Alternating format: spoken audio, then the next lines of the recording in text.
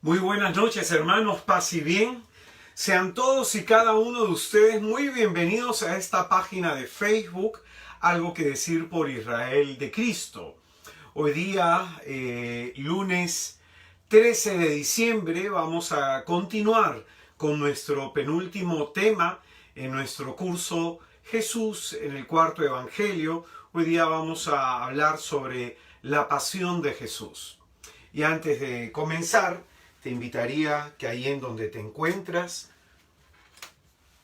puedas en tu Biblia buscar el capítulo 18,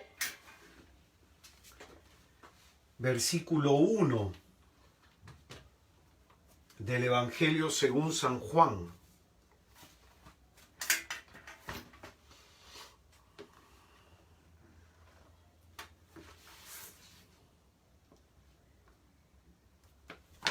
Capítulo 18, versículo 1 del Evangelio según San Juan.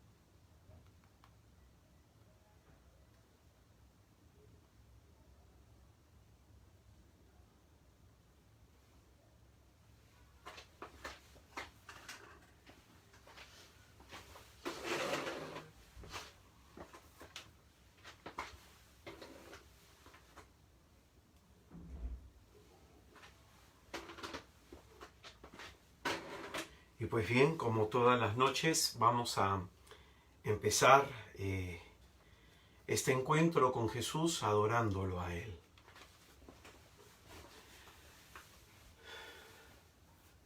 Te adoramos, Cristo, y te bendecimos, que por tu santa cruz redimiste al mundo. En el nombre del Padre, y del Hijo, y del Espíritu Santo. Amén.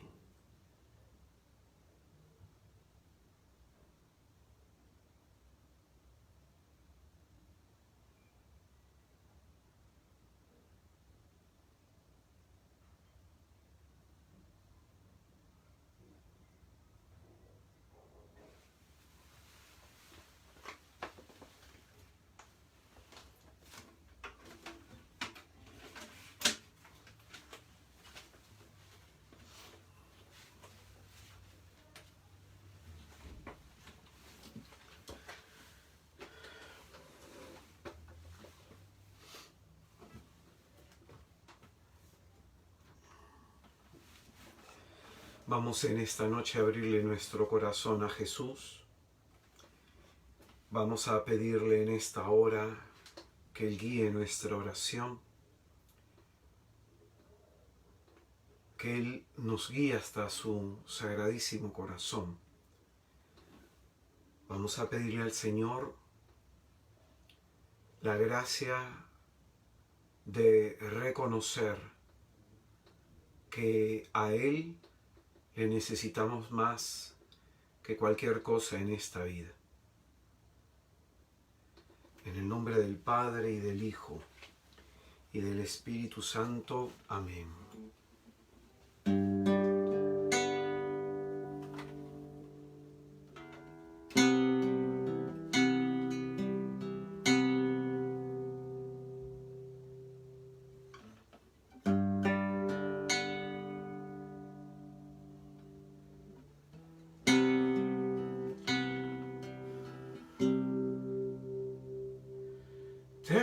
necesito, Señor Jesús.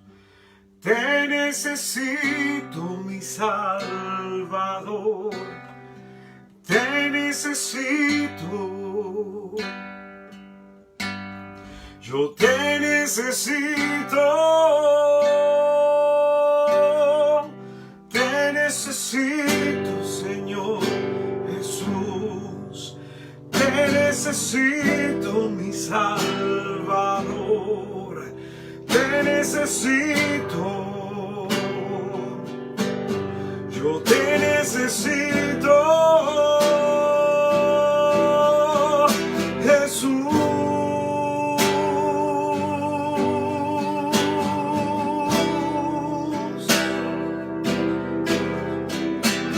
Jesús, ven y lléname, Jesús.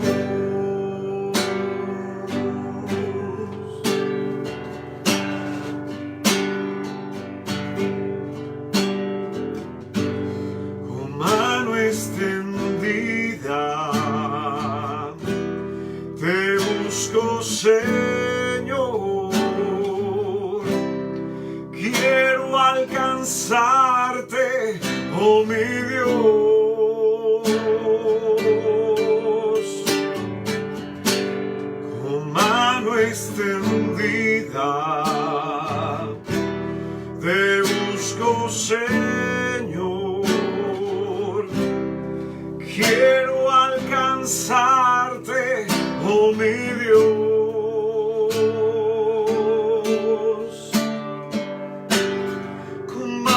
Extendida te busco, Señor. Quiero alcanzarte, oh mi Dios.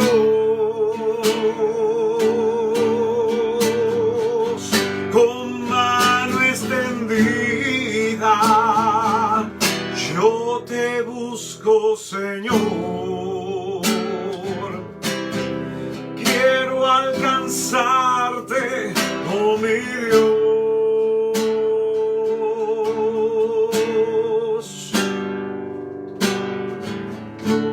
En esta noche, Señor Jesús, venimos ante tu presencia con una necesidad profunda en el alma que solamente tú puedes saciar, amadísimo Señor. Tú eres nuestro Salvador, tú eres nuestro libertador. Y hoy más que nunca, Señor, tenemos honda necesidad de ti y de tu amor. Con mano extendida te busco, Señor. Quiero alcanzarte, oh mi Dios. Con mano extendida yo te busco, Señor. Quiero alcanzarte, oh mi Dios.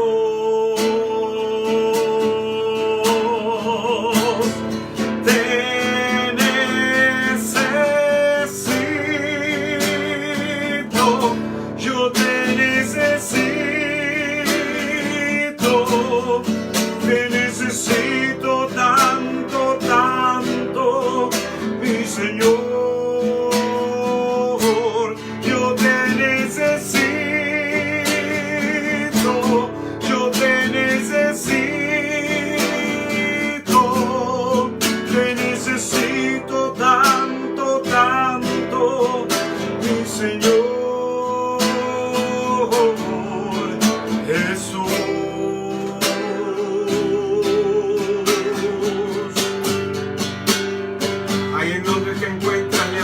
Tus manos al Señor y en medio de tus necesidades, tus preocupaciones, en medio de las prisas que hay en tu vida, en medio de tu apuro, dile a Él: Señor Jesús, te necesito.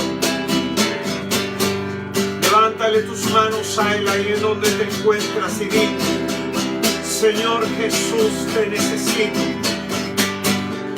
Tú que estás enfermo, tú que estás atravesando un momento difícil en tu vida, dile: Señor Jesús, te necesito. Tú que estás con el corazón lleno de angustia, con el corazón lleno de tristeza, dile: Señor Jesús, te necesito. Llena mi vida de ti, ven y sacia mi vida de ti, ven y llena mi vida de ti, ven y sacia mi vida de ti.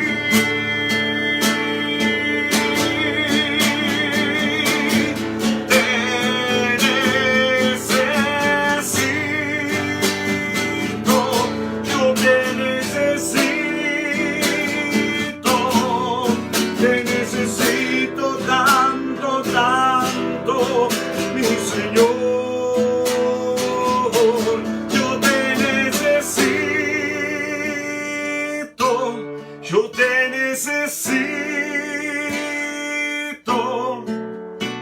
te necesito tanto, tanto, mi Señor Jesús.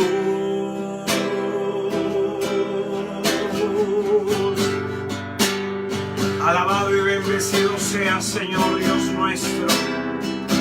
Alabado y bendecido seas, glorioso Salvador, porque solo tú eres santo y digno de recibir toda gloria, toda honra y todo honor. Bendito y alabado seas, Señor Jesús, por tu santidad, por tu grandeza, porque tú, Señor, contestas nuestras plegarias. Tú no cierras tu oído ante el clamor de nuestros labios. Tú eres nuestro socorro, refugio para el afligido, esperanza de salvación. Alabado seas, oh glorioso Señor Jesús, glorioso Señor Jesús, Hijo de Dios. Que podamos reconocer, Señor, que tú nos haces falta, que la vida no va a cambiar porque los problemas pasen o se solucionen. La vida cambia cuando reconocemos que tú eres lo que más necesitamos, que el mayor de nuestros problemas es no tenerte a ti en nuestra vida. Concédenos en esta noche, en esta hora santa y bendita, Señor Jesús, la gracia de poder comprender el inmenso amor que tú sientes por todos y por cada uno de nosotros. Porque tú amas a todos los hombres como si fuéramos el único hombre sobre la tierra. Jesús, en esta hora de nuestra vida, manifiesta tu triunfo, tu victoria sobre nosotros. Tú, Señor, que has venido para salvar lo que estaba perdido. Ven, Señor, a nuestra vida, que sin ti estamos perdidos. Jesús, sálvanos, Señor, y te seguiremos. Permite que te conozcamos más y te adoraremos. Que seamos conscientes que te necesitamos, Señor, para nunca apartarnos de ti.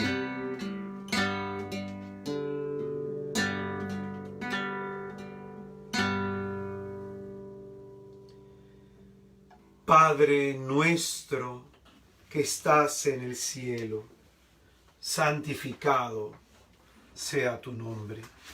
Venga a nosotros tu reino, hágase tu voluntad en la tierra como en el cielo. Danos, Padre, hoy nuestro pan de cada día. Perdona nuestras ofensas, como nosotros también perdonamos a todos los que nos ofenden. Y no nos dejes caer en la tentación, líbranos del mal.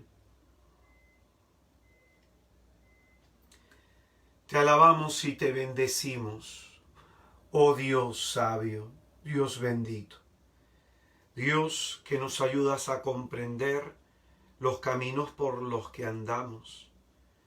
Te alabamos y te bendecimos, Padre, porque es por ti que vivimos. Es a ti, Señor, a quien con nuestra vida queremos agradar. Tú eres nuestro dueño. Tú eres nuestro socorro, nuestro refugio, nuestra esperanza, nuestro consuelo. Te alabamos y te bendecimos, Padre Santo, porque en esta hora tú tienes toda tu atención puesta sobre nosotros, y sobre nosotros concentras tu amor y tu misericordia, para que no nos falte, Señor, tu consuelo. Te alabamos y te bendecimos por el pan de cada día. Te alabamos y te bendecimos porque perdonas tú nuestras ofensas. Te alabamos y te bendecimos porque en el día de la tentación eres tú quien nos sostiene. Te alabamos y te bendecimos porque eres tú, Señor, quien nos libra y nos pone siempre a salvo. Oh Dios santo y misericordioso, tú que eres bondadoso, concédenos en esta hora la gracia de encontrar en ti nuestro amparo. Oh baluarte nuestro, en ti confiamos. De la red del cazador, líbranos, Señor. De la peste funesta, líbranos, oh Señor. Del miedo y del terror de la noche, líbranos, Señor. De la saeta que vuela de día, líbranos, Señor. De la peste que avanza en tinieblas, líbranos, Señor. Del azote que devasta al mediodía, líbranos, Señor. Porque aunque caigan 1000 a nuestro lado y 10.000 a nuestra derecha, el mal a nosotros no nos alcanzará, porque basta con que fijemos en ti nuestra mirada y nos veremos siempre a salvo, porque tú, Señor, eres nuestro refugio, tú eres nuestra defensa. Te pedimos, Señor Jesús, que con tu sangre bendita, derramada en la cruz, para redención nuestra, selles el suelo, el subsuelo, el aire y la atmósfera que respiramos. selles nuestras posesiones y bienes, todo lo que somos, hacemos y decimos. Jesús, concédenos la gracia de que nosotros que en esta hora venimos a escuchar tu palabra, encontremos en tu presencia salud y salvación. Señor Jesús, de la enfermedad del cuerpo, te pedimos que nos liberes. De la enfermedad de la mente, te pedimos, Jesús, que nos liberes. Sana, Señor Jesús, toda herida psicológica nuestra, toda herida emocional. Sana, Señor, las heridas desde donde brotan nuestros miedos. Y concédenos, oh amadísimo Cristo, la gracia, Señor, que libres de todo mal, podamos servirte todos los días de nuestra vida y gozar de tu presencia. Con tu sangre bendita sella, Señor, la transmisión y recepción de esta señal, que las palabras de gracia y de bendición que han de ser proclamadas ingresen, Señor, a nuestro hogar, para que desaten toda bendición ahí en donde tu evangelio está llegando, ahí en donde tu palabra está siendo escuchada. Bendice nuestras casas, Señor. Bendice nuestras familias con el don de tu presencia y concédenos tu paz para que vivamos tranquilos aquellos que invocamos tu nombre.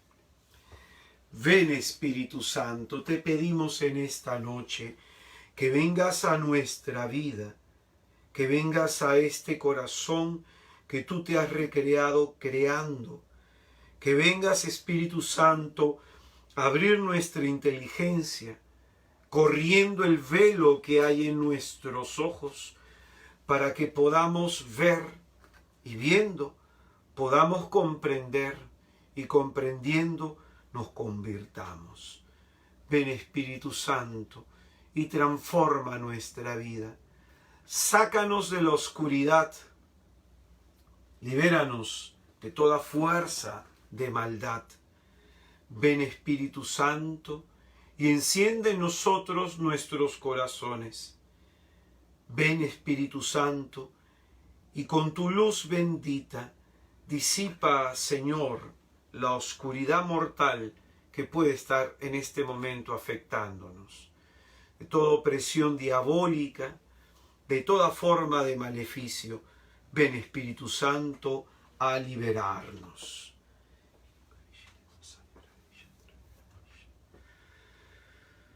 Dios te salve María, llena eres de gracia, el Señor está contigo, bendita eres entre las mujeres y bendito el fruto de tu vientre Jesús. Santa María, Madre de Dios, ruega por nosotros pecadores, ahora y en la hora de nuestra muerte. Amén. Vamos a pedirle a la Inmaculada, a la Santísima Virgen María, la gracia de conocer más hondamente a Jesús. Que por la intercesión de María podamos conocer más a Jesús, podamos amarle más a Jesús, adorarle más a Jesús y servirle más a Jesús. San Francisco de Asís, ruega por nosotros. Santa Lucía, ruega por nosotros. Santa Margarita, ruega por nosotros. Santa Faustina, ruega por nosotros. Santa Escolástica, ruega por nosotros. Santa Gertrudis, ruega por nosotros. Santa Rosa de Lima, ruega por nosotros. Santa Teresa de Calcuta, ruega por nosotros. Santa Rita de Casia, ruega por nosotros.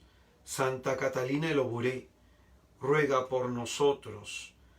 San Bernardo de Claraval, ruega por nosotros. Y por último rezamos a San Miguel Arcángel. San Miguel Arcángel, defiéndenos en la lucha. Sé nuestro amparo contra la perversidad y acechanzas del demonio. Que Dios manifieste sobre él todo su poder, es nuestra muy humilde súplica. Y tú, oh príncipe de la milicia celestial, con el poder que Dios te ha conferido, arroja al infierno a Satanás y a los demás espíritus malignos que vagan por el mundo para la perdición de las almas. Amén. Ave María Purísima, sin pecado concebida, Santísima. En el nombre del Padre, y del Hijo, y del Espíritu Santo. Muy buenas noches, hermanos, muy buenas noches, hermanas. Paz y bien. Sean todos y cada uno de ustedes muy bienvenidos a este penúltimo día de nuestro curso Jesús en el cuarto Evangelio. Hoy día, lunes 13 de diciembre, vamos a dar nuestra penúltima charla, el tema número 11, en donde vamos a hablar de la pasión de nuestro Señor, para la próxima semana acabar nuestro curso con la resurrección de Jesús.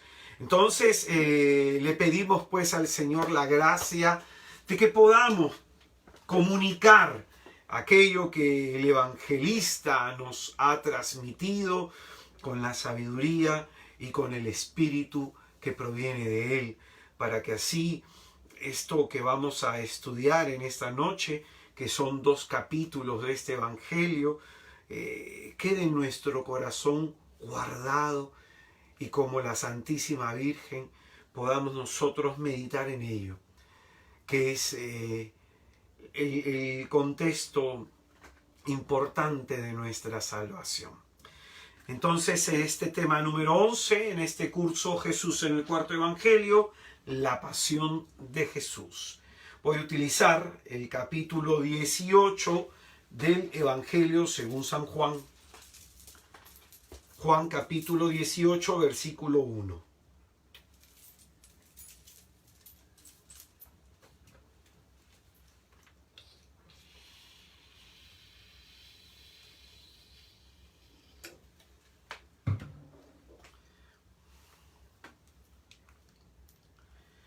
Dice la Sagrada Escritura. Dicho esto, pasó Jesús con sus discípulos al otro lado del torrente Cedrón, donde había un huerto en el que entraron él y sus discípulos, pero también Judas, el que le entregaba. Conocía el sitio, porque Jesús se había reunido allí muchas veces con sus discípulos. Judas pues llega allí con la corte y los guardias, enviados por los sumos sacerdotes y fariseos, con linternas, antorchas y armas. Jesús sabía todo lo que iba a suceder. Se adelanta y les pregunta: ¿a quién buscáis? Le contestaron: a Jesús el Nazareno. Díceles: yo soy. Judas, el que le entregaba, estaba también con ellos. Cuando les dijo yo soy, retrocedieron y cayeron en tierra. Les preguntó de nuevo: ¿a quién buscáis? Le contestaron: a Jesús el Nazareno. Respondió Jesús: ya os he dicho que yo soy, así que si me buscáis a mí, dejad marchar a estos. Así se cumpliría lo que había dicho: de los que me has dado, no he perdido a ninguno. Entonces Simón Pedro, que llevaba una espada, la sacó e hirió al siervo del sumo sacerdote y le cortó la oreja derecha. El siervo se llamaba Malco. Jesús dijo a Pedro: vuelve la espada a la vaina.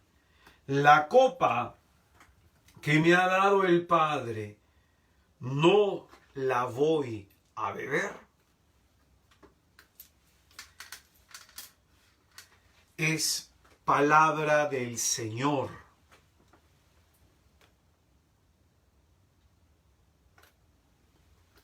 Santifica, Señor Jesucristo, mis labios y concédeme la gracia, Señor Jesús, de poder predicar en tu santísimo nombre.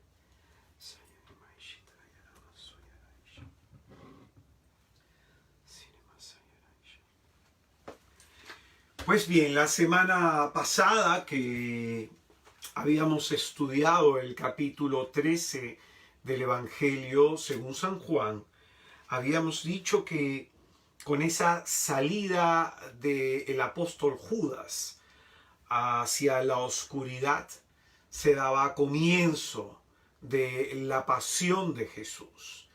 Y desde ese capítulo hasta este momento, el evangelista nos ha ido presentando diversos discursos de despedida de nuestro Señor.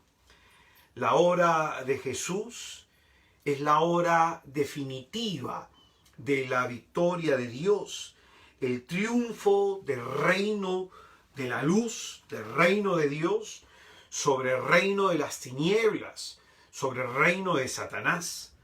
Juan nos muestra que toda la vida de nuestro Señor Jesucristo ha estado encaminada hacia este momento culmen.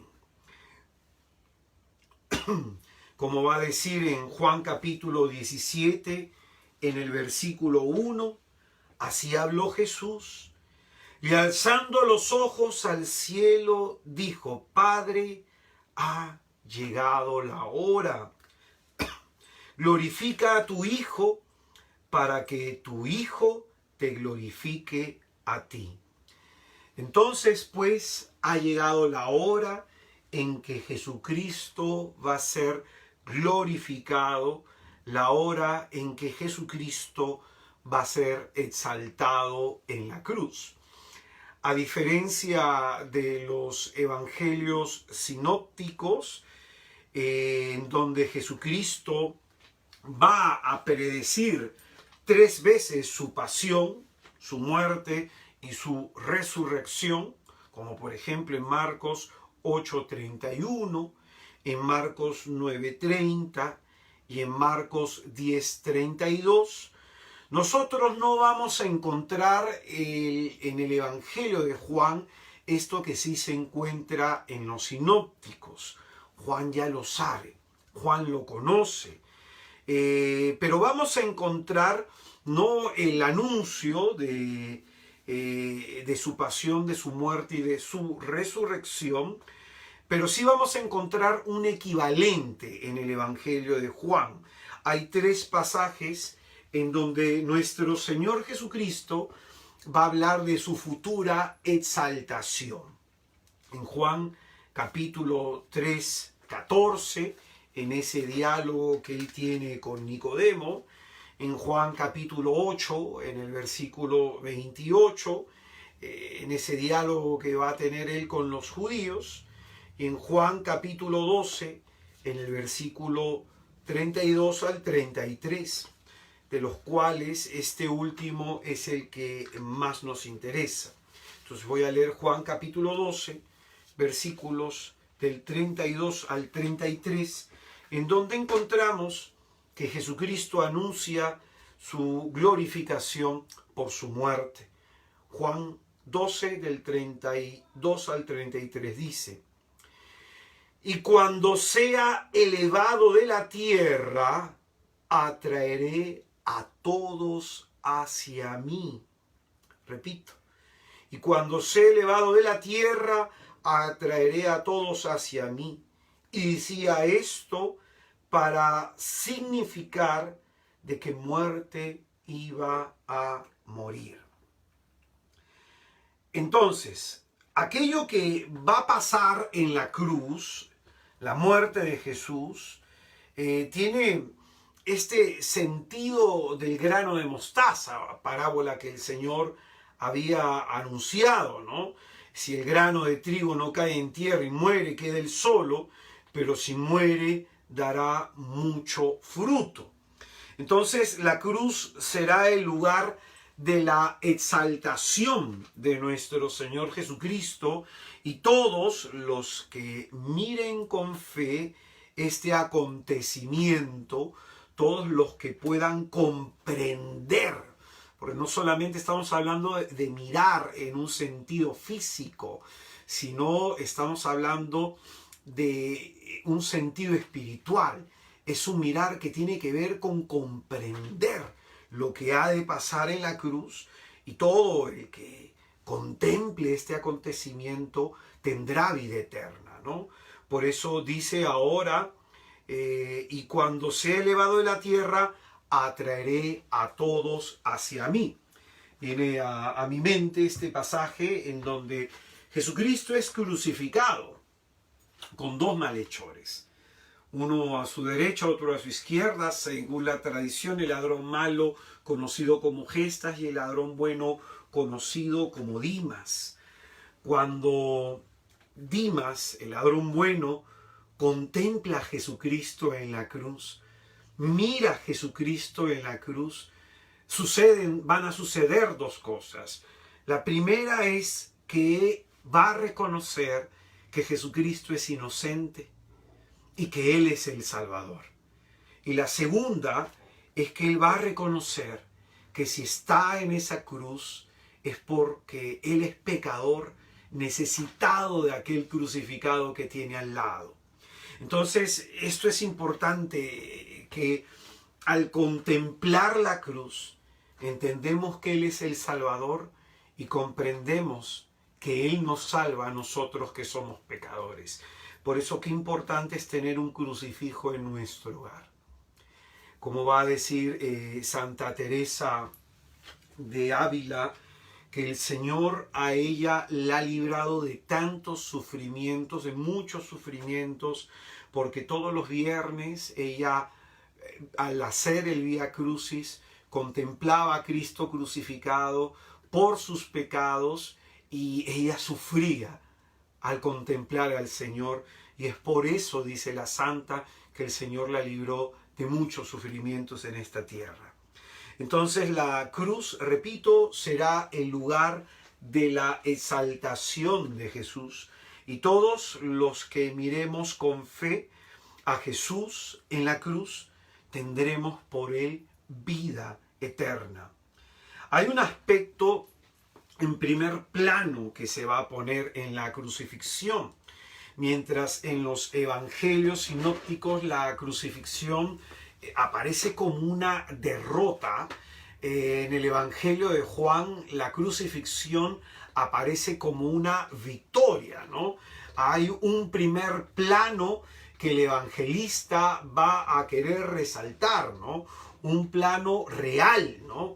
La cruz será presentada, ¿no?, como el trono desde donde está reinando Jesucristo. La cruz será presentada como una sustitución de poder, pues el príncipe de este mundo, ¿no?, Satanás, va a ser arrojado, y la dominación del diablo y los demonios sobre los hombres va a ser reemplazada por el poder regio, el poder real de nuestro Señor Jesús. Entonces, desde la cruz, como si fuera un trono, Jesucristo va a atraer a todos los hombres hacia Él. Por eso el tema de la realeza de Jesús toma una importancia única en el Evangelio de Juan, en el relato de la pasión de Cristo, ¿no? Ante esta exaltación de Jesús en la cruz, los hombres van a ser separados en dos grupos. En la introducción de nuestro curso habíamos dicho que Jesucristo ha venido para un juicio existencial, como hemos enseñado en Juan capítulo 9, en el versículo 39, en donde Jesucristo dijo: he venido a este mundo para un juicio, ¿no? Y ese juicio existencial consiste: o creemos en Él o no creemos en Él. Y esto es muy importante. Por eso la cruz representa la exaltación del Rey Mesías, que constituye a la vez la condenación de aquellos que no han creído, la condenación de aquellos que cerraron su corazón y no reconocieron al Mesías, al Salvador, a través de esos signos realizados y a través de las palabras que el Señor manifestó. Y la cruz será sobre todo el lugar en donde se va a revelar plenamente el amor que el Padre siente por cada uno de nosotros. Como hemos enseñado del diálogo con Nicodemo, que en Juan 3:16 dice: tanto amó Dios al mundo que entregó a su Hijo unigénito. Entonces, el esquema del relato de la pasión, según el Evangelio de Juan, tiene 5 escenas, que es lo que vamos a tratar de narrar. Brevemente reflexionaremos sobre algunos puntos que son importantes. Ya ustedes pueden en su casa repasar aquello que vamos a ir enseñando aquí. La escena del huerto, que es con la que empieza la pasión y que es la que hemos leído en el comienzo, ¿no? La escena de Jesús ante Anás y Caifás, el juicio eclesiástico, el juicio religioso. La tercera escena es el juicio civil, Jesucristo ante Poncio Pilato. La cuarta escena es Jesús en el Calvario y la quinta escena es el entierro. Entonces vamos a decir algunos datos que el evangelista nos presenta que son bastante importantes y que nos van a ayudar a comprender en el mensaje de lo que el evangelista nos está queriendo comunicar.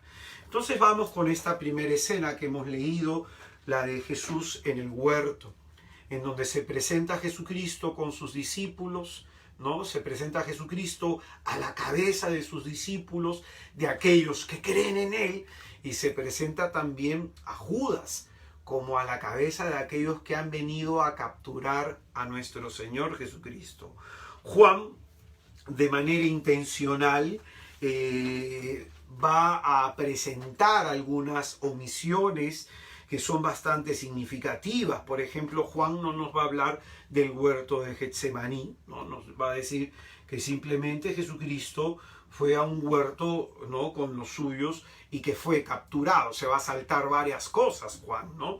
Por ejemplo, no nos va a hablar de la oración en el huerto, ¿no?, que 3 veces va a estar el Señor orando, suplicando al Padre que fuera posible pasar esa copa, ese cáliz de Él, ¿no?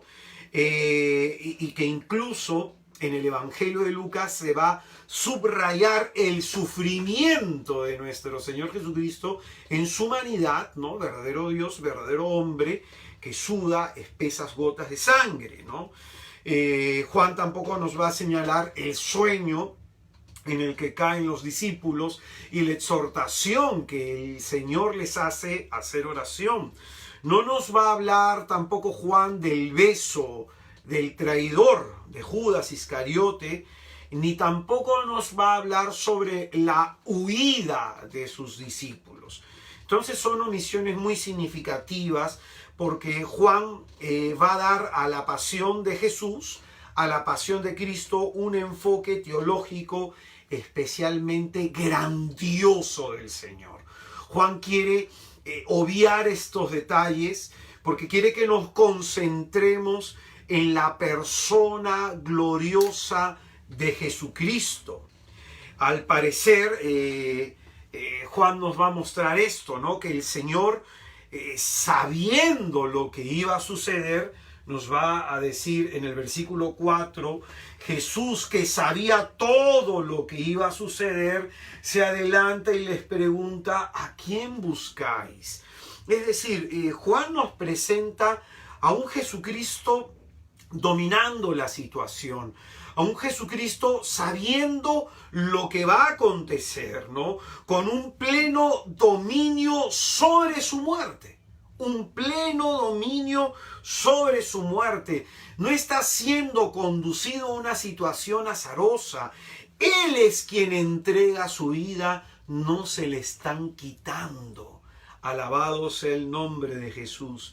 De ahí estas omisiones deliberadas que va a hacer el evangelista, pues él ha sido testigo presencial de lo que aconteció aquella noche en donde Jesucristo fue capturado hasta que fue ejecutado y murió en la cruz.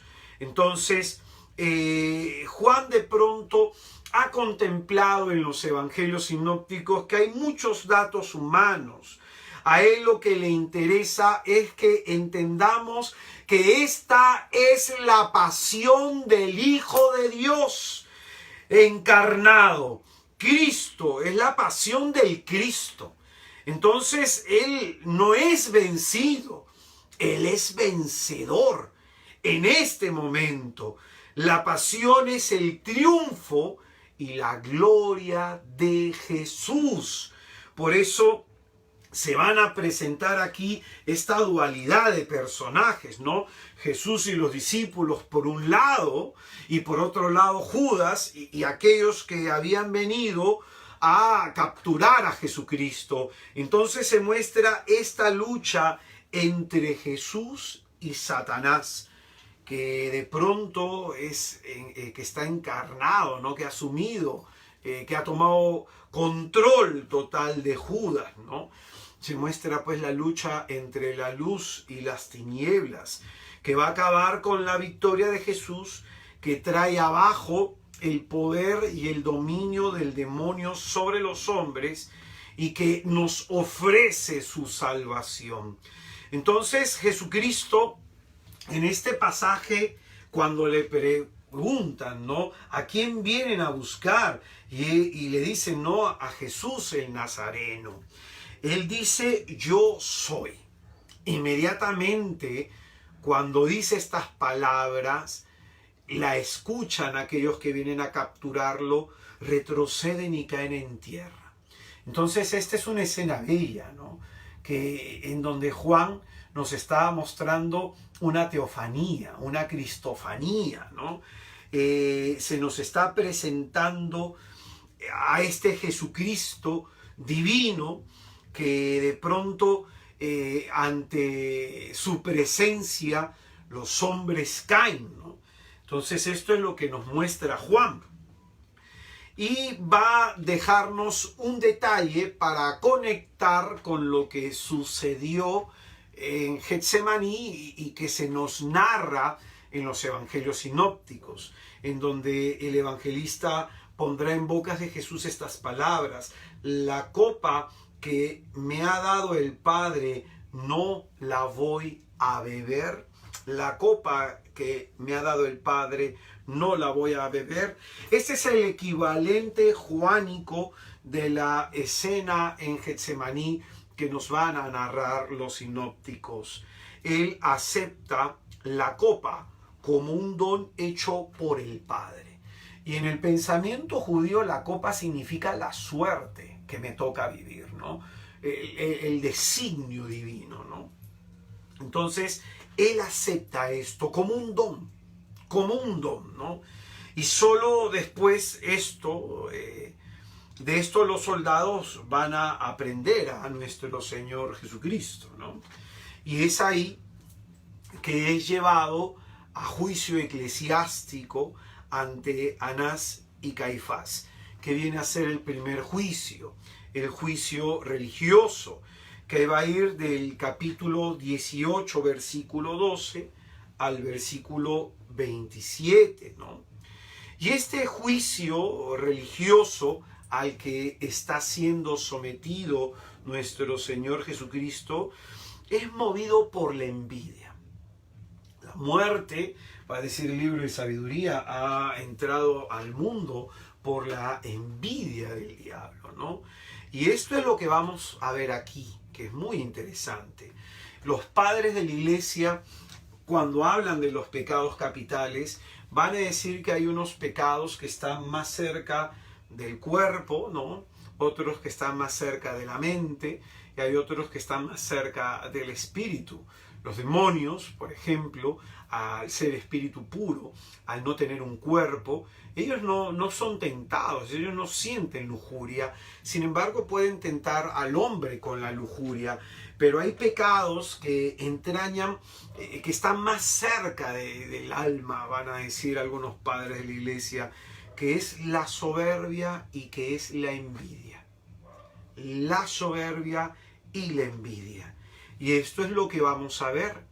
Estos religiosos que van a someter a juicio a nuestro Señor Jesucristo han sido cegados por el diablo.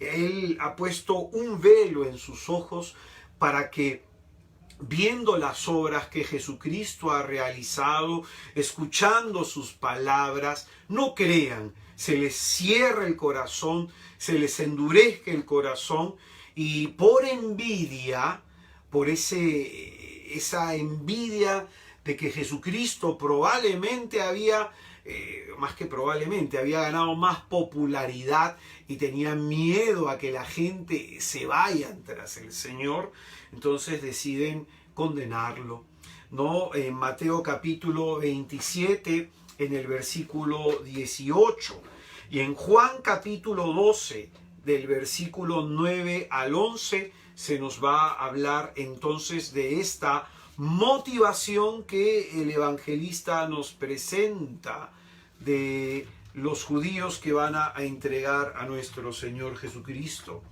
En Juan capítulo 12, versículo 9, dice la Escritura: gran número de judíos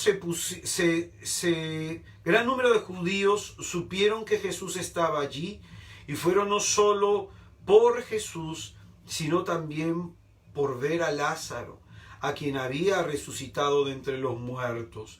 Los sumos sacerdotes decidieron dar muerte también a Lázaro, porque a causa de él muchos judíos se les iban y creían en Jesús. El último gran signo que Juan nos cuenta es la resurrección de Lázaro, y en la unción en la casa de Lázaro de Betania, muchos judíos habían visto este milagro, este portento, y muchos judíos comenzaron a creer en Jesucristo, y es aquí que en estas palabras del evangelista se deja entrever que incluso no solamente querían darle muerte a Jesús, sino también a Lázaro, porque se les iban, Entonces, ante su captura, Jesucristo es llevado a la presencia de Anás y Caifás. Dice Juan 18:12. Entonces la corte, el tribuno y los guardias de los judíos prendieron a Jesús, le ataron y le llevaron primero a la casa de Anás, pues era el suegro de Caifás, el sumo sacerdote de aquel año. Caifás, el que aconsejó a los judíos que convenía que muriera un solo hombre por el pueblo. El interrogatorio de Jesús es insertado dentro del relato de las negaciones de Pedro, y esto tiene un propósito teológico muy, pero muy importante. En los evangelios sinópticos, cuando se nos narra la pasión de Jesucristo, vamos a encontrar como hechos separados, ¿no?, el prendimiento de Jesús, las negaciones de Pedro y luego el interrogatorio en el Sanedrín. son hechos que se presentan de manera separada. Aquí Juan los va a presentar como en un solo contexto y con una intención profunda. Nos va a mostrar Juan algo que en verdad es una exquisitez teológica el reflexionarlo, ¿no? Juan nos va a mostrar por contraste entre la respuesta de Jesús y la respuesta de Pedro. Nos va a mostrar algo que es muy importante. Cuando Jesucristo es interrogado, ¿no?, se le pregunta si Él es el Mesías, el Señor va a decir lo siguiente: el sumo sacerdote interrogó a Jesús sobre sus discípulos. Escucha bien, el sumo sacerdote interrogó a Jesús sobre sus discípulos y su doctrina. Jesús le respondió: he hablado abiertamente ante todo el mundo, he enseñado siempre en la sinagoga y en el templo, donde se reúnen todos los judíos, y no he hablado nada a ocultas. ¿Por qué me preguntas? Pregunta a los que me han oído lo que les he hablado. Ellos saben lo que he dicho. Jesucristo, entonces, al ser interrogado sobre quiénes son sus discípulos y qué es lo que ha enseñado, escucha bien que esto es precioso. Jesucristo dice: no me preguntes a mí, pregúntale a mis discípulos. Alabado sea el nombre de Jesús. Es decir, el Señor pide que nosotros demos testimonio de quién es Él. Que nosotros digamos que somos sus discípulos. Que nosotros demos testimonio de su gloria. Y es en ese momento: pregunta a los que me han oído lo que he hablado. Ellos saben lo que he dicho. Apenas dijo esto, y aquí Juan va a cambiar la escena. Apenas dijo esto, uno de los guardias que estaba allí dio una bofetada diciendo a Jesús: ¿así contestas a los sumos sacerdotes? Jesús le respondió: si he hablado mal, declara lo que está mal, pero si he hablado bien, ¿por qué me pegas? Anás entonces le envió atado al sumo sacerdote Caifás. Estaba allí Simón Pedro calentándose y le dijeron: ¿no eres tú también de sus discípulos? Es decir, le preguntan a Jesús: háblanos de tus discípulos, háblanos de tu doctrina. Y somos nosotros los discípulos los que tenemos que testificar. Tenemos que dar testimonio de que somos discípulos de Cristo y que hemos creído en Él. Entonces dice: ¿no eres tú también de sus discípulos? Él no lo negó diciendo: no lo soy. Entonces, aquí se nos muestra esto, de que a veces nosotros nos quedamos callados por miedo y no damos testimonio. Pedro no da testimonio de Jesús. Pedro se queda callado. No quiere delante de los demás que se enteren que él es discípulo de Jesús, que él ha creído y que cree en él, por miedo a correr la misma suerte. Y por eso quizás en nuestro tiempo también hay tanto silencio por la falta de testimonio. Jesucristo le preguntan: ¿quiénes son tus discípulos y cuál es tu doctrina?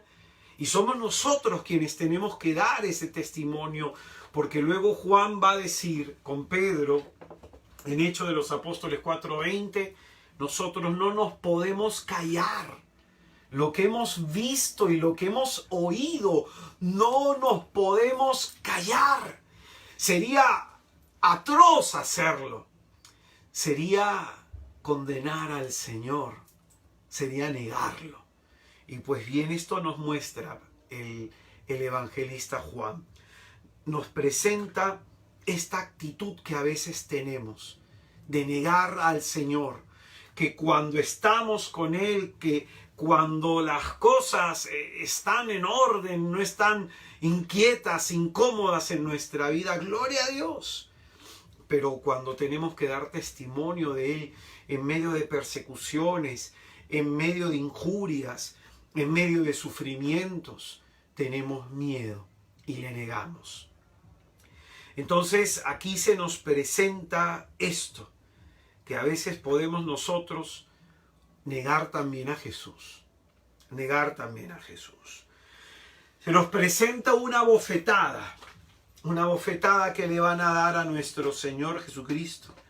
Y esta bofetada va a representar una actitud de rechazo brutal por el judaísmo a la enseñanza de Jesús. ¿Y es acaso que este mundo está como está porque ha decidido rechazar a Jesús? ¿No es acaso si en nuestro tiempo vemos tanta desgracia, es porque hemos decidido dejar de hablar de Cristo? Es porque el mundo está como está, que hace falta hablar de Jesús. Entonces, ese rechazo de Jesús, ese rechazo del mundo, el rechazo del mundo a aceptar hacerse discípulo de Cristo, rechazo del mundo a aceptar, acoger y vivir la doctrina de nuestro Señor, ese rechazo del mundo a creer en Jesús. El discurso de Jesús y su doctrina de pronto nos muestra lo siguiente, ¿no? Él vino al mundo a traernos una palabra de revelación, una palabra de salvación. Pedro dijo, tú tienes palabras de vida eterna, en Juan 6:68, y que de pronto esto es lo que nos comunica vida. Si acogiéramos a Jesús, si acogiéramos su palabra, si practicáramos su palabra, nosotros tendríamos verdaderamente vida.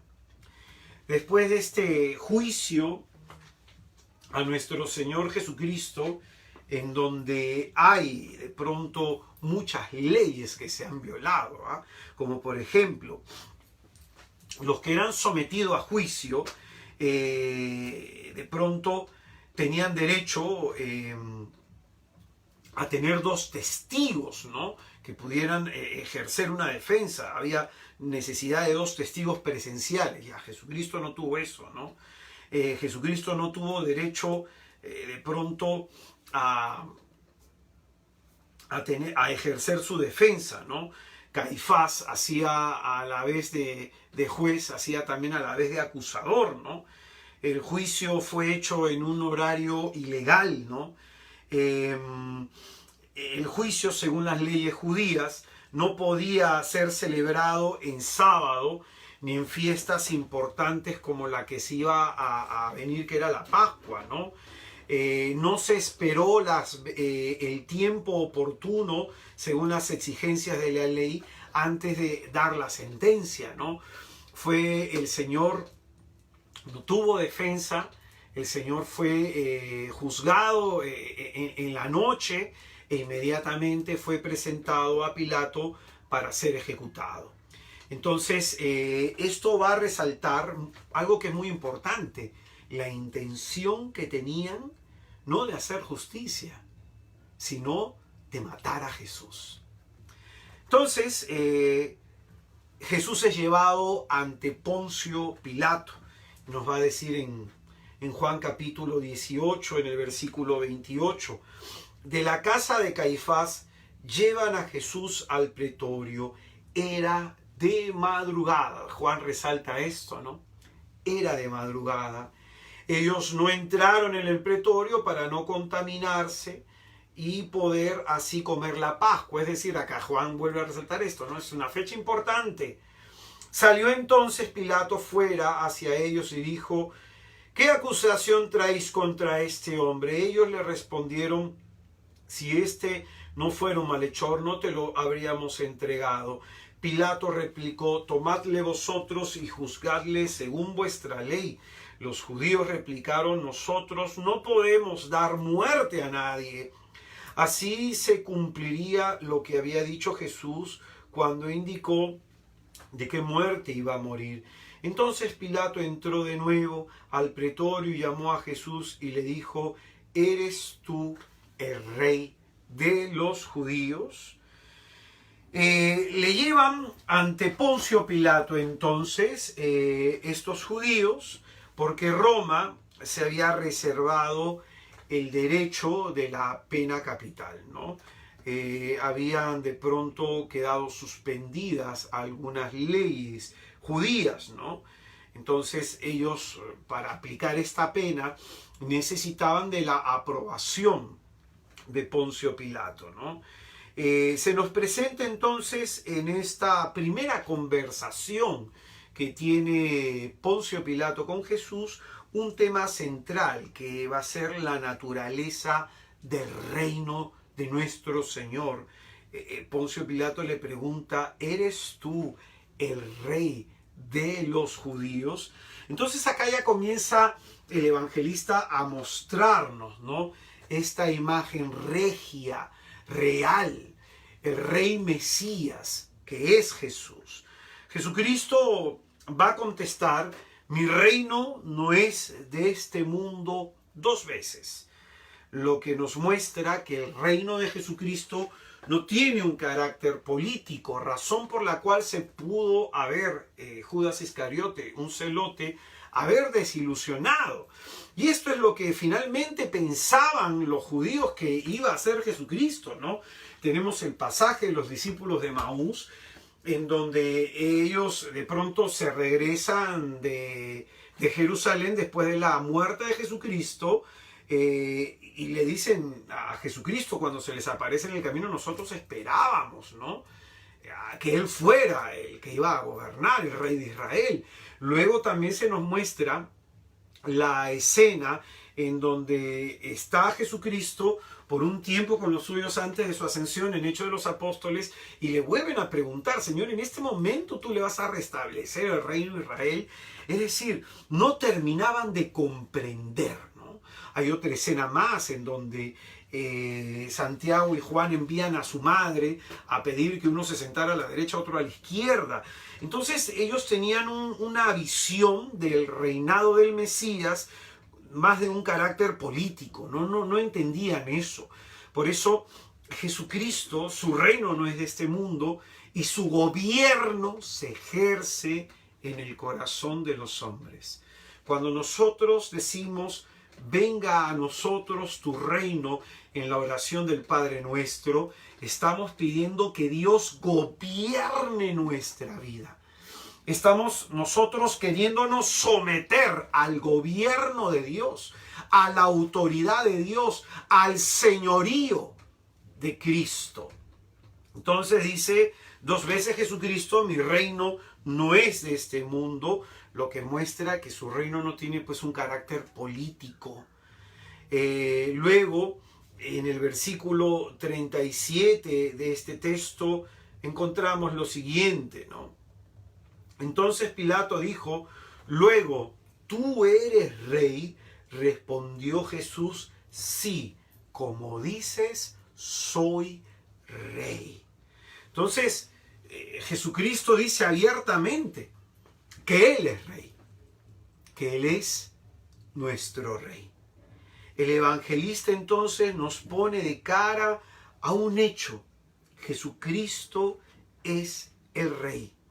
A partir de este momento, Jesucristo va a ser presentado en todas las escenas que se van a dar a continuación, va a ser presentado como el rey Mesías, aquel que gobierna nuestra vida para salvarnos.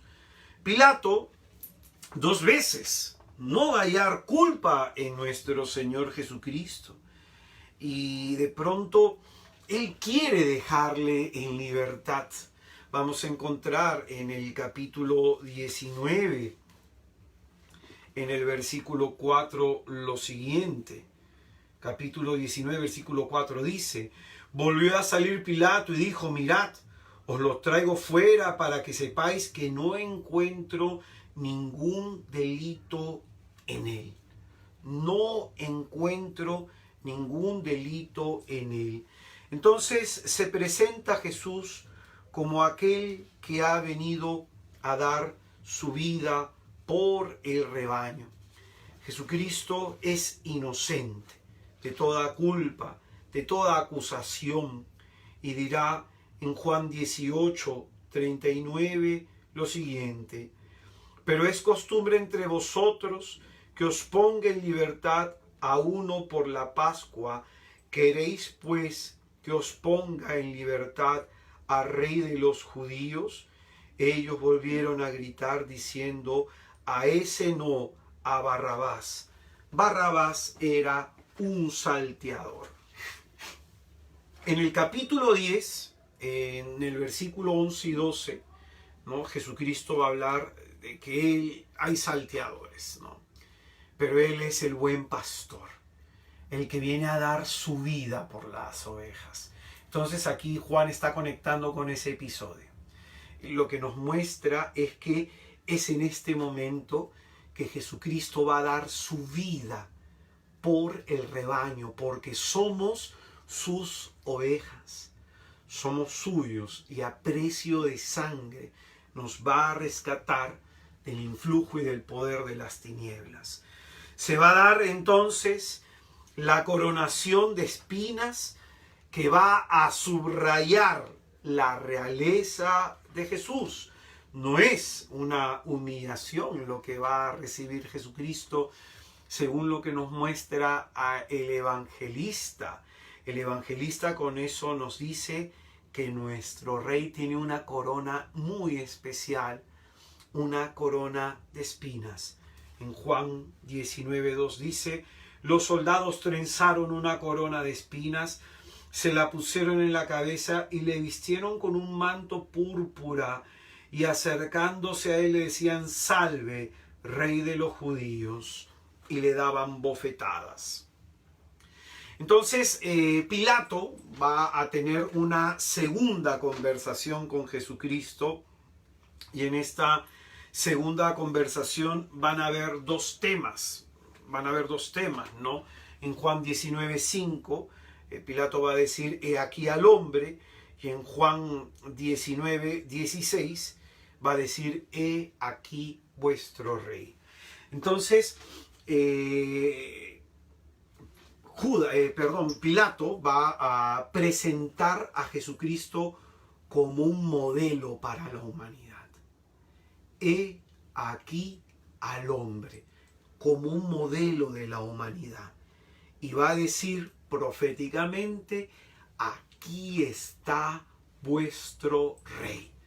Es decir, la autoridad civil que representa en este momento Poncio Pilato va a mostrarnos esto: aquí está vuestro rey. Entonces, todo este episodio, todo el capítulo 19 hasta lo que va a ser la muerte de Jesús, hasta lo que va a ser su entierro, que es el entierro de un rey, ¿no?, va a mostrar este carácter regio de nuestro Señor, ¿no? En el versículo 14 del capítulo 19 de este evangelio, en donde Jesucristo es condenado a muerte, va a mostrarse lo siguiente. Dice: era el día de la preparación de la Pascua, hacia la hora sexta. Dice Pilato a los judíos: aquí tenéis a vuestro rey. Entonces Juan va a conectar esto. La hora, va a decir, de preparación de la Pascua. La hora de preparación de la Pascua. Es decir, esta es la hora sexta, la hora de las grandes revelaciones, ¿no? Así como Jesucristo se le reveló a la samaritana en el pozo de Jacob, aquí Jesucristo se va a revelar en la cruz, ¿no?, como nuestro rey, en ese contexto pascual. Por eso es que Juan el Bautista diría: Él es el Cordero de Dios. El Cordero de Dios que quita el pecado del mundo. Vamos ahora a la parte en donde Jesucristo está en el Calvario, su crucifixión. En Juan capítulo 19, en el versículo 17, dice: tomaron pues a Jesús y le cargaron con su cruz. Salió hacia el lugar llamado Calvario, que en hebreo se llama Gólgota, y allí le crucificaron, y con él a otros dos, uno a cada lado, y Jesús en medio. Pilato redactó también una inscripción y la puso sobre la cruz. Lo escrito era: Jesús el Nazareno, el Rey de los judíos. Esta inscripción la leyeron muchos judíos porque el lugar donde había sido crucificado Jesús estaba cerca de la ciudad y estaba escrita en hebreo, latín y griego. Los sumos sacerdotes de los judíos dijeron a Pilato: no escribas el Rey de los judíos, sino este ha dicho: yo soy el Rey de los judíos. Pilato respondió: lo que he escrito, lo he escrito. Entonces, se nos presentan aquí varios datos a prestar atención.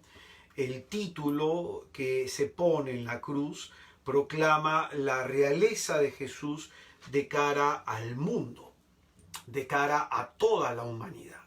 Como habíamos enseñado, Jesucristo ha venido a ofrecer la salvación a los judíos, en la persona de Nicodemo, a ofrecer la salvación a los judíos cismáticos, en la persona de la samaritana, en el pozo de Jacob, a ofrecer la salvación a la gente del mundo gentil a través de la curación del hijo del funcionario real. Entonces, cuando acá se nos dice que el texto que está aquí Jesús, ¿no? En la inscripción la leyeron muchos judíos porque el lugar había sido visitado, estaba cerca de la ciudad, estaba escrito en hebreo, latín y griego, ¿no? Jesús, el Nazareno, el Rey de los judíos. Esto significa que esta realeza de Jesús y esta salvación que es ofrecida por Jesucristo se ofrece a todos los hombres. Jesucristo es el Salvador de todo el género humano, para aquellos que leen hebreo, para aquellos que leen latín y para aquellos que leen griego.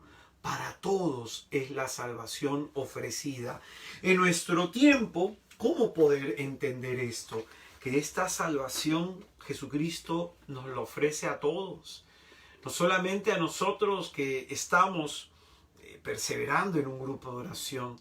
Se lo ofrece a la prostituta, se lo ofrece al adúltero, se lo ofrece al drogadicto, se lo ofrece al homosexual, se lo ofrece al violador, se lo ofrece a quien ha abortado, a todos los que están viviendo lejos de Dios.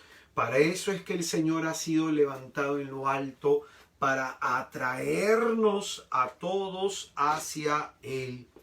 Hay otra escena que se va a presentar acá, que es el reparto de los vestidos del Señor. Va a decir en el capítulo 19, en el versículo 23 hacia adelante: los soldados, después de que crucificaron a Jesús, tomaron sus vestidos, con los que hicieron 4 lotes, un lote para cada soldado. Y acá atención a esto: y la túnica. La túnica era sin costura, tejida de una pieza de arriba abajo. Por eso dijeron: no la rompamos, sino que echemos a suerte a ver a quién le toca, para que se cumpliera la escritura: se han repartido mis vestidos y han echado a suertes mi túnica. Pues bien, la túnica no rasgada que se nos va a presentar aquí.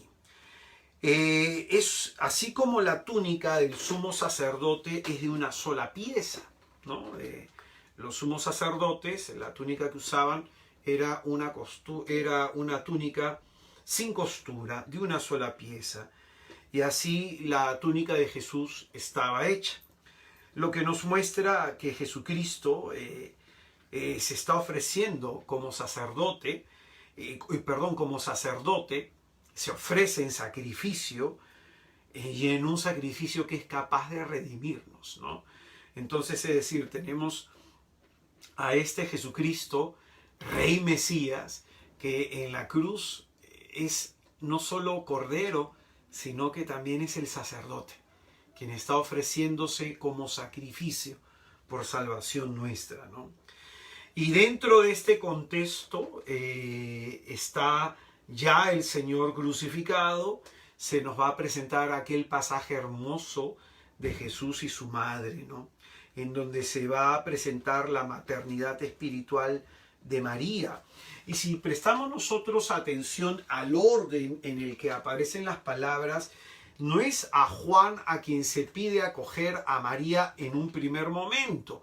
Se le pide a María acoger a Juan y Juan debe responder a ello acogiendo a María, dice. Junto a la cruz de Jesús estaban su madre y la hermana de su madre, María, mujer de Cleofás, y María Magdalena. Jesús, viendo a su madre y junto a ella al discípulo a quien amaba, dice a su madre: mujer, ahí tienes a tu hijo. Dice a la madre: mujer, ahí tienes a tu hijo. Ahí tienes a tu hijo. Es decir, Jesucristo le encarga a María que esos cuidados maternales que tuvo para con él sean aplicados a sus discípulos, sean aplicados a todos los que creen en él. Entonces, mujer, ahí tienes a tu hijo. María debe ver en cada discípulo de Jesucristo, debe ver a aquel a quien tiene que aplicarle esos cuidados maternales. Jesús, viendo a su madre y junto a ella al discípulo, ¿dónde se encuentra la madre? Junto a Jesús, y un poquito más allá, al lado de la madre, el discípulo. Por eso es que decimos a Jesús por María. Entonces, mujer, ahí tienes a tu hijo. Luego dice al discípulo, y esto es lo que nos compete a nosotros, que somos discípulos de Jesús. Luego nos dice a nosotros los discípulos: ahí tienes a tu madre. El discípulo tiene que mirar en María a su madre. Y aquí la preocupación no es del Señor que María va a ser una viuda que se va a quedar sola y que necesita de ser cuidada, sino que es al revés. En esa orfandad en la que iban a quedar los discípulos, el Señor les encarga, para que no queden en orfandad, se las va a encargar a María. Entonces María va a ser importante porque va a sostener a la comunidad en este momento en que el Señor les es quitado. Entonces el trabajo del discípulo es acoger a María. Y por eso qué importante, como va a decir Montfort, ¿no? Cuando Jesucristo quiere hacer a alguien muy santo, lo hace muy devoto de la Santísima Virgen María, ¿no? Acoger a María no significa llevarla a un rinconcito de nuestra casa en la forma de una imagen, en la advocación que de pronto hemos celebrado en este mes de la Guadalupe el día de ayer, o en la Inmaculada, ¿no? Fátima, Lourdes, etcétera, ¿no? Sino se trata de acogerla acá en el corazón. Y se trata de conocer más sobre María, pues como va a enseñar la Iglesia Católica, todo lo que la Iglesia enseña referente a María es para iluminar nuestra fe en Jesús y nuestra respuesta a Jesús sea mejor. Entonces, acá se nos va a hablar de la maternidad espiritual de María y de pronto tenemos nosotros, como palabra de Jesús, el llamado de acogerla en nuestra casa, en nuestra vida, en el ambiente familiar. Pues bien, a continuación, la muerte de Jesús. Dice el versículo 28. Después de esto, sabiendo Jesús que ya todo estaba cumplido, para que se cumpliera la Escritura, dice: tengo sed. Había allí una vasija llena de vinagre, sujetaron a una rama de hisopo una esponja empapada en vinagre y se la acercaron a la boca. Cuando tomó Jesús el vinagre, dijo: todo está cumplido. Inclinando la cabeza, entregó el espíritu. Los judíos, como era el día de la preparación, para que no quedasen los cuerpos en la cruz el sábado, porque aquel sábado era muy solemne, rogaron a Pilato que les quebraran las piernas y los retiraran. Fueron pues los soldados y quebraron las piernas del primero y del segundo, el otro que estaba crucificado con él. Pero al llegar a Jesús, como le vieron ya muerto, no le quebraron las piernas, sino que uno de los soldados le atravesó el costado con una lanza, y al instante salió sangre y agua. El que lo vio lo atestigua, y su testimonio es válido, y él sabe que dice la verdad, para que también vosotros creáis. Pues bien, dos significados encontramos en la muerte de Jesús. Una muerte real. Lo primero es esto, es una muerte real, ¿no? Que esto es muy importante. Es decir, Él muere por nosotros. Entonces encontramos esto, una muerte real, y esta sangre y agua, ¿no? que se abre de su corazón, o perdón, antes de la sangre y agua, esto que se dice, inclinando la cabeza, entregó el Espíritu. Aquí está hablando del preludio de la efusión del Espíritu Santo. Entonces, dos detalles que nos presenta este pasaje, ¿no? Esta parte en que Jesús muere, ¿no? Que es una muerte real. Es la muerte del Hijo de Dios. Y es que de esta manera la muerte es transformada, pierde su dominio sobre nosotros. Y lo segundo es que ese preludio que entrega el Espíritu, ese Espíritu que entrega al Padre, es el que va a ser derramado en Pentecostés para todos nosotros, la Iglesia, y que participando del bautismo vamos a ser incorporados a esta vida de Cristo, ¿no? La sangre y agua que brotan de la cruz están representando la sangre, la Eucaristía, el sacramento del cuerpo y la sangre de Cristo, y el agua es el cómo ingresamos a la iglesia, es el bautismo, lo que Jesucristo le dijo a Nicodemo, ¿no? Necesitas nacer de nuevo. Entonces, para los que hemos nacido de nuevo, tenemos la necesidad de participar de la pasión de Jesucristo en la Eucaristía, ¿no? Entonces, al Señor no le quiebran las piernas, ¿no? Como en el caso del Cordero Pascual. Jesús muere como un Cordero de la nueva alianza. Esta sangre y agua, repito, que sale del costado de Jesucristo, es porque se está profetizando acá, Zacarías capítulo 13, versículo 1, en donde vamos a tener una fuente de gracia que va a brotar, en la que podamos lavarnos de nuestros delitos, de nuestros pecados, ¿no? Se insiste en el testimonio, ¿no? Ya no solamente en que Pedro no dio testimonio, si acá se nos habla del que atravesó a Jesucristo con la lanza, y ese testimonio tiene un objetivo, ¿no? Que nosotros creamos, ese testimonio que ha visto aquel que vio esta escena, este acontecimiento tiene pues un carácter decisivo para nosotros, que creamos, ¿no? Entonces, mirarán al que traspasaron, dice el texto profético.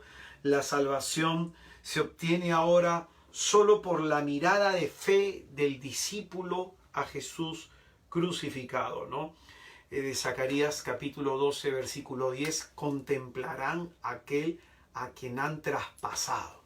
Entonces, esto es muy importante, muy importante. Yo, en mi conversión, hace 25 años, pues yo, como he contado mi testimonio, que he sido alcohólico y fármaco dependiente, muy apartado de Dios, yo tuve una experiencia que el Señor me regaló, no porque la mereciera, sino porque Él quería salvarme. Tuve una experiencia que en teología mística se conoce como una visión, ¿no?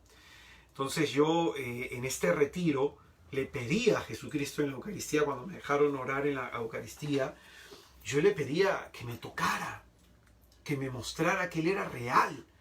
porque yo me había alejado de la iglesia y había dejado de creer en Dios. Y fue en un momento que se derramó sobre mí la unción del Espíritu y vi mis pecados en mi mente. Tuve conciencia de que era pecador y tuve en un momento una visión de ver a Cristo crucificado y me daba una segunda oportunidad en esta vida. Entonces, qué importante esto, ¿no? La salvación se va a dar en la medida que miremos con fe la pasión de Jesús.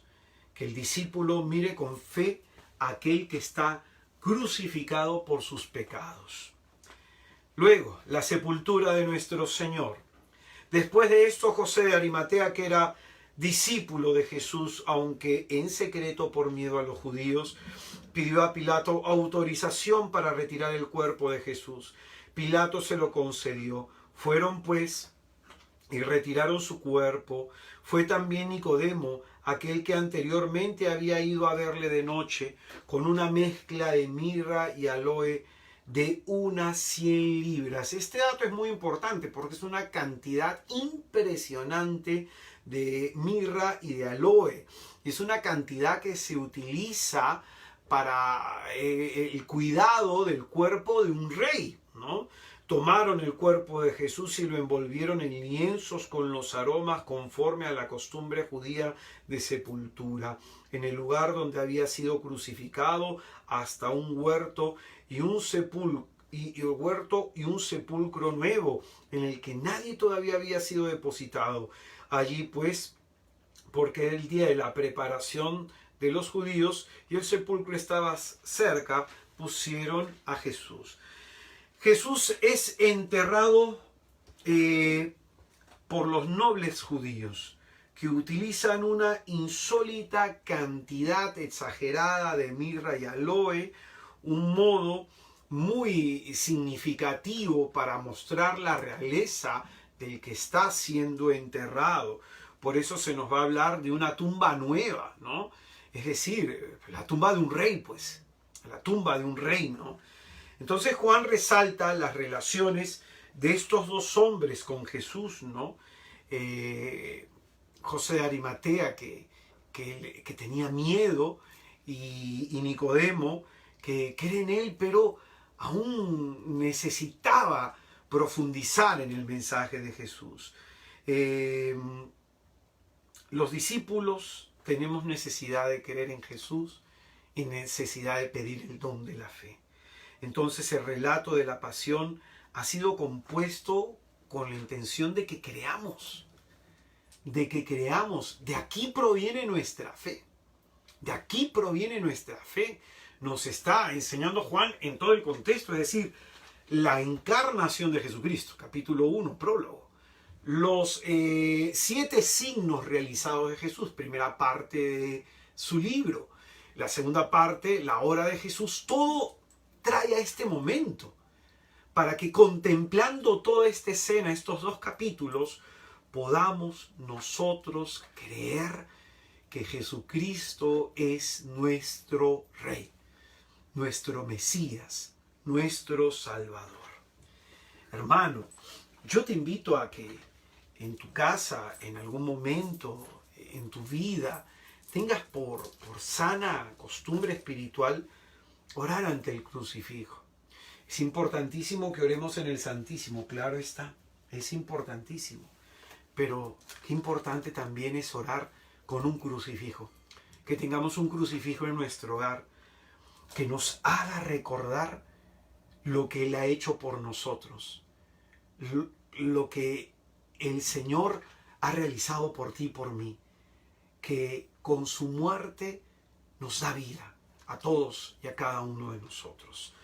Vamos pues a hacer oración y vamos a pedirle a la Virgen Santísima que nos ayude a contemplar a aquel a quien nuestros pecados han traspasado. En el nombre del Padre, y del Hijo, y del Espíritu Santo. Amén. Señor Jesús, hoy, de cara a tu crucifixión, a tu entrega, a tu sacrificio de amor por cada uno de nosotros. Queremos nosotros reconocernos necesitados de tu salvación. Nosotros te agradecemos tu sacrificio y te pedimos, Señor, que nos ayudes a contemplar esta escena como aquel ladrón clavado en la cruz que, reconociendo sus pecados y delitos, reconoció que tú eras inocente y que solamente tú le podías salvar. Jesús, gobierna nuestra vida. Dirige nuestros pasos. Gobierna, Señor, nuestra historia. Queremos someterla a tus pies y pedirte, amado Señor, perdón por nuestros pecados. Que no nos alejemos de ti, Señor, sino que podamos reconocer que tú eres la fuente de vida. Ponemos todo a tus pies, Señor. Ven y gobierna nuestra vida. Ven y vence en nosotros. Manifiesta tu poder, manifiesta tu victoria. Tú, Señor Jesucristo, que has dado tu vida en la cruz por nosotros, te pido en esta hora por la vida de cada uno de mis hermanos y hermanas que están viendo esta transmisión, para que por tu poder salvífico y redentor, para que con tu divino poder tú rescates sus vidas, tú los salves, Señor, tú expulses al demonio, tú los liberes y tú gobiernes, Señor. Te pido, Señor Jesús, que nos salves. Sálvanos, Jesús, que al contemplarte en la cruz podamos entender que de ti proviene la vida, porque en la cruz se encuentra la sed de Dios para con nosotros y la sed de nosotros para con Dios.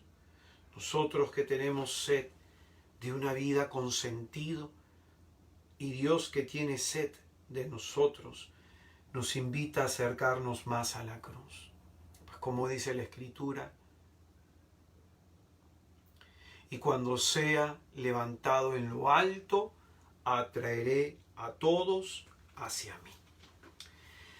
Que el Señor les bendiga y les guarde. Que el Señor Dios Todopoderoso haga resplandecer sobre ustedes su rostro.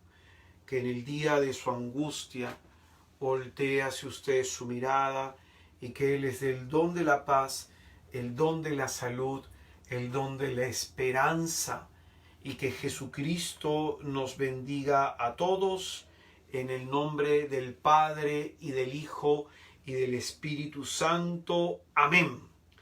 Hermanos muy queridos, antes de terminar y despedirme, algunos avisos que son importantes. El día de mañana estoy estudiando el texto de la Anunciación en este tiempo de Adviento, ¿no? Que ya estamos próximos a la Navidad. En este tiempo de Adviento, pues siempre es importante meditar en María y con María, este acontecimiento de la encarnación, ¿no? Que es un momento importante por nosotros. El Señor ha venido para salvarnos. Entonces, la Anunciación, meditamos lo que el Señor nos inspira, ¿no? Nos habla el Señor de nuestra vocación, nos hace un llamado a la alegría, nos hace un llamado a no tener miedo y a creer en su poder. Mañana voy a continuar con esta primera meditación que hicimos la semana pasada de este llamado que Dios nos hace a estar en su presencia. Mañana vamos a hablar entonces de este llamado que también nos hace a vivir la alegría. Lo segundo, este fin de semana 17, 18 y 19 de diciembre voy a estar dando un retiro de sanación interior que se llama Sálvame. En este retiro vamos a tocar 5 temas. El Señor no se ha olvidado de mí. Invócame en el día de la angustia. Tu fe te ha salvado. Dios está planeando salvarte. Y el último tema, sálvame, Señor. Para aquellas personas que probablemente estamos atravesando una situación difícil, una situación complicada, y necesitamos que el Señor nos rescate. Tú que estás enfermo, tú que estás en una situación crítica, tú que necesitas una experiencia de salvación, este retiro es para ti. Sálvame, Señor. Es lo que finalmente estaremos pidiendo en este retiro, una experiencia de salvación. Para aquellos que desean participar, pueden inscribirse a través del Facebook de nuestro movimiento, Misioneros de Santa María de Nazaret Oficial, Misioneros de Santa María de Nazaret Oficial, y ahí tú buscas en eventos, ¿no? En la pestañita de eventos buscas este retiro Sálvame, y ahí tú te puedes inscribir para que te podamos mandar el link por Zoom. El retiro es gratuito, solamente para aquellos que quieran colaborar con una ofrenda van a poder hacerlo. Entonces, 17, 18 y 19 de diciembre. Y pues bien, por último, el próximo lunes, después del retiro, es decir, el lunes 20, acabamos nuestro curso de Juan. Vamos a hablar de la resurrección. El último tema después de retiro, es decir, toda esa experiencia de retiro la vamos a culminar con ese último tema sobre la resurrección de Jesucristo, las implicancias de esa resurrección y lo que nos muestra acá el evangelista, ¿no? La necesidad de tener un encuentro con el que se ha levantado de entre los muertos. Entonces, hermano querido, si deseas tú de pronto algún contenido de sanación, puedes entrar a mi canal de YouTube, que es Israel de Cristo. Así tú me encuentras en YouTube. Vas a encontrar en este canal un montón de temas de sanación, de liberación, curso de demonología, los otros 3 evangelios, cursos sobre oración. Date una vueltita ahí por el canal, vas a encontrar temas de sanación, vas a encontrar temas para matrimonios, un montón de talleres, y te va a ayudar, y te pediría que me ayudes a compartir mis redes sociales para poder evangelizar a más personas. Y finalmente, para aquellos que quieran colaborar con mi pobre ministerio, puedes hacerlo ingresando a mi página web, que es israeldecristo.com, israeldecristo.com, y hay una pestañita que dice donaciones para los que quieran colaborar, o a través de este Facebook, en la parte de informe personal, ahí hay también un dato para aquellos que quieran colaborar. Que nuestro Señor Jesucristo les bendiga. Oro por ustedes, hermanos, y nos encontramos este fin de semana en este retiro Sálvame. Que tengan una excelente noche, y recuerda que este es tiempo de alimentar nuestra fe, no nuestro miedo. Muy buenas noches. Hasta este fin de semana. Nos vemos. Chao, chao.